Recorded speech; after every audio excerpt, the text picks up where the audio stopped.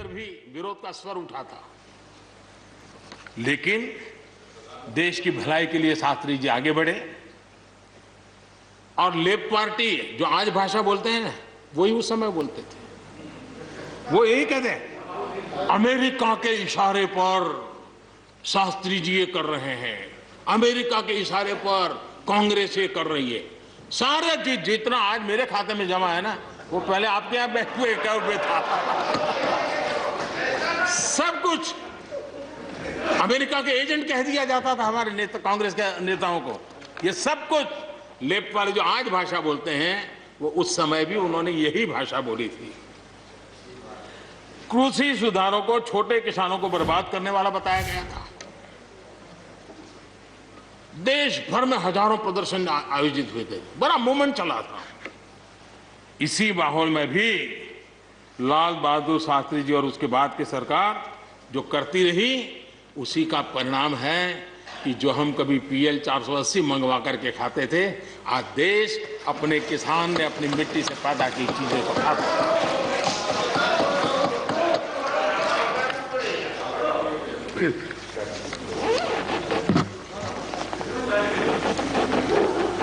Record उत्पादन के बावजूद भी हमारे कृषि क्षेत्र में समस्याएं हैं। कोई ये तो मना नहीं कर सकता है समस्याएं नहीं है, लेकिन समस्याओं का समाधान हम सबको मिलकर के करना होगा। और मैं मानता हूं कि अब समय ज्यादा इंतजार नहीं करेगा। हमारे राम गोपाल जी ने बहुत ही अच्छी बात कही कि उन्होंने कहा कि कोरोना लॉकडाउन में भी हमारे किसानों ने रिकॉर्ड उत्पादन किया। सरकार ने भी बीज, खाद, सारी चीजें कोरोना काल में भी पहुंचाने में कोई कमी नहीं होने दी, कोई संकट नहीं आने दिया, और उसका सामूहिक परिणाम मिला कि देश के पास यह भंडार भरा रहा। उपज की रिकॉर्ड खरीदी भी इस कोरोना काल में ही हुई। तो मैं समझता हूं कि हमने नए नए उपाय खोज करके आगे बढ़ना होगा। और जैसा मैंने कहा, कोई भी हम कई कानून है, हर कानून में 2 साल 5 साल के बाद, कभी 2 महीने 2-3 महीने के बाद सुधार करते ही करते हैं। हम कोई स्टैटिक अवस्था में जीने वाले लोग थोड़े हैं जी। जब अच्छे सुझाव आते हैं तो अच्छे सुधार भी आते हैं, और सरकार भी अच्छे सुझावों को, और सिर्फ हमारी नहीं, हर सरकार ने अच्छे सुझावों को स्वीकार किया। यही तो लोकतंत्र की परंपरा है। और इसलिए अच्छा करने के लिए अच्छे सुझावों के साथ, अच्छे सुधारों की तैयारी के साथ हम सबको आगे बढ़ना चाहिए। मैं आप सबको निमंत्रण देता हूं, आइए हम देश को आगे ले जाने के लिए, कृषि क्षेत्र की समस्याओं का समाधान करने के लिए आंदोलनकारियों को समझाते हुए हमने देश को आगे ले जाना होगा। हो सकता है कि शायद आज नहीं तो कल जो भी यहाँ होगा, किसी न किसी को ये काम करना ही पड़ेगा। आज मैंने किया है, गालियां मेरे खाते में जाने दो, लेकिन इस अच्छा करने में आप जुड़ जाओ। बुरा हो मेरे खाते में, अच्छा हो आपके खाते में, आओ मिलकर के चले।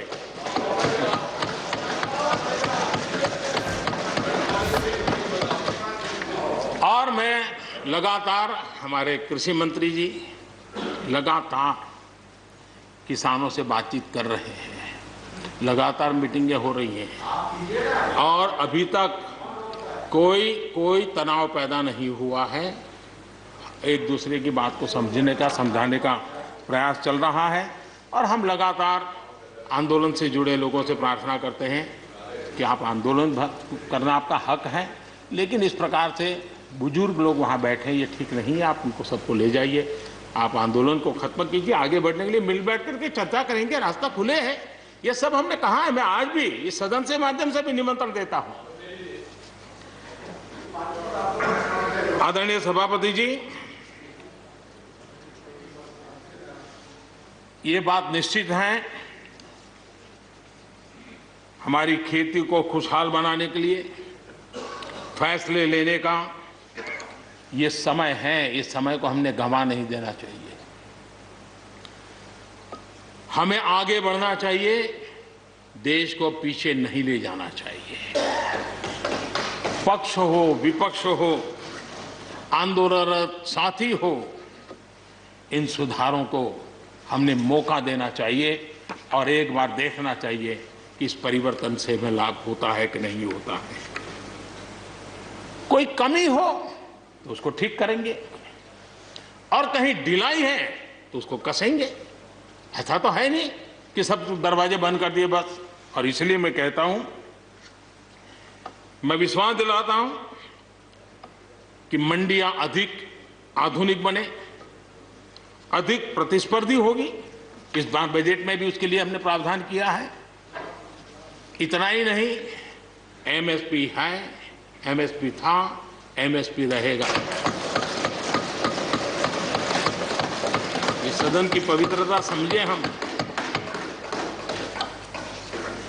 जिन 80 करोड़ से अधिक लोगों को सस्ते में राशन दिया जाता है, वो भी कंटिन्यू रहेगा। इसलिए मेहरबानी करके भ्रम फैलाने के काम में हम न जुड़े, क्योंकि हमको देश ने एक विशिष्ट जिम्मेवारी दी है। किसानों की आय बढ़ाने के जो दूसरे उपाय हैं, उन पर भी हमें बल देने की जरूरत है। आबादी बढ़ रही है, परिवार के अंदर सदस्यों की संख्या बढ़ रही है, जमीन के टुकड़े छोटे होते जा रहे हैं। ऐसी स्थिति में हमें कुछ न कुछ ऐसा करना ही होगा ताकि किसानी पर बोझ कम हो और हमारे किसान के परिवार के लोग भी रोजी रोटी कमाने के लिए, उनके लिए हम और अवसर उपलब्ध करा सकें। इनकी तकलीफों को दूर करने के लिए हमने काम करना होगा। और मैं मानता हूं कि हम अगर देर कर देंगे, हम अगर अपने ही राजनीतिक समीकरणों में फंसे रहेंगे, तो हम किसानों को अंधकार की तरफ धकेल देंगे। कृपा करके हमें उज्जवल किसानों के उज्जवल भविष्य के लिए इससे बचना चाहिए। मैं सबसे प्रार्थना करता हूं, हमें इस बात की चिंता करनी होगी।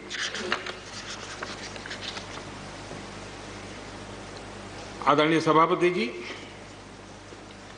डेयरी और पशुपालन हमारे कृषि क्षेत्र के साथ बढ़ावा देने की जरूरत है ताकि हमारा किसान पगभर हो। उसी प्रकार इसी काम के लिए हमने फूट एंड माउथ डिसीज के लिए एक बहुत बड़ा अभियान चलाया है ताकि वो किसान को या पशुपालक जो बाय एंड लार्ज किसानी से जुड़ा हुआ रहता है उसको भी लाभ होगा। हमने फिशरीज को भी एक अलग बल दिया, अलग मिनिस्ट्री बनाई और 20,000 करोड़ रुपए मत्स्य संपदा योजना के लिए लगाया है ताकि ये पूरे क्षेत्र को एक नया बल मिले। स्वीट रिवॉल्यूशन, भारत में बहुत संभावनाएं हैं और इसलिए भारत ने किसान, उसके लिए बहुत जमीन की जरूरत नहीं, अपने ही खेत के कोने में वो कर दें तो भी साल में 40,000, 50,000, लाख रुपया, 2 लाख रुपया कमा लेगा वो। और इसलिए हम स्वीट रिवॉल्यूशन, शहद के लिए, हनी के लिए, उसी प्रकार से बी वैक्स, दुनिया में बी वैक्स की मांग है, भारत बी वैक्स एक्सपोर्ट कर सकता है। हमने उसके लिए एक माहौल बना और किसान के खेत में ही छोटे किसान होगा तो एक कोने में वो एक नई कमाई कर सकता है। हमने इसको जोड़ना होगा। और मधुमक्खी पालन के लिए कोई सैकड़ों एकड़ जमीन की जरूरत नहीं है, वो आराम से अपने यहाँ कर सकता है। सोलर पंप, सोलर हम कहते हैं अन्नदाता ऊर्जादाता बने, उसके खेत में ही वो अपने सोलार सिस्टम से ऊर्जा भी पैदा करे, सोलार पंप चलाए, अपनी पानी की आवश्यकता को पूरी करे, उसके खर्च को, बोझ को बंद करे और फसल एक लेता है तो 2 ले, 2 लेता है तो 3 ले। क्रॉप पैटर्न में बदल करना है तो बदल कर सके, उसकी दिशा में हम जा सकते हैं। और एक बात है,